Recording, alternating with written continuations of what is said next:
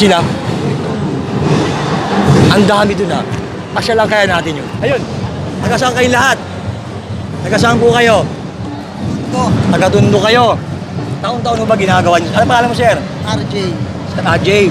Taon-taon mo ba ginagawa nyo to? Hindi naman, ngayon lang. Pero deboto talaga kami ng Nazareno. Paano kayo nagsimula sa pagiging deboto ng Nazareno? Nagsimula kami sa pagiging kursilista.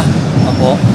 Tapos syempre, nakatradisyon na namin bilang Katoliko yan. May anak na po ba kayo? Meron na dalawa. Ipapamana nyo ba sa anak nyo yung pananampalataya? Syempre naman. Nung Tuturo natin sa nung kanila. panahon siya na may mga tinatawag na paghihila, kasama po ba kayo Ay, sumasama? hindi na kami sumasama sa hila.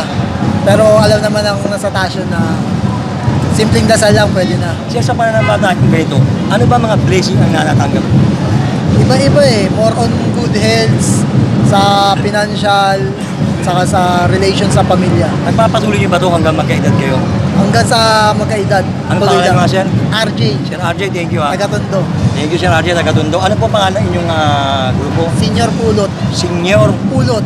Pulot. Isin Pulot. Bakit Pulot? Hindi ko alam sa kanila kaya nakaano nun eh. Kasi ako basurero eh. Sila taga-Pulot. Pulot.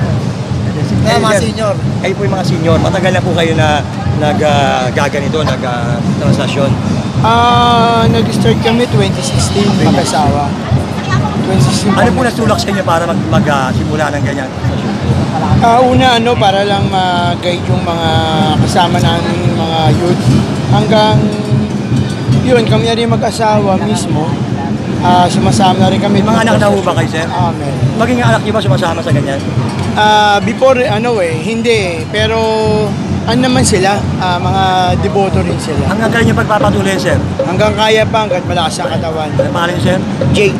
Sir Jake, thank you ha. At marami naman kayo natanggap na blessing patungkol sa mga ganitong ginagawa niyo. Oo naman.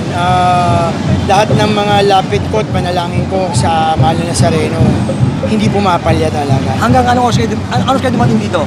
Dumating kami dito kanina, mga 9, past 9. Oo.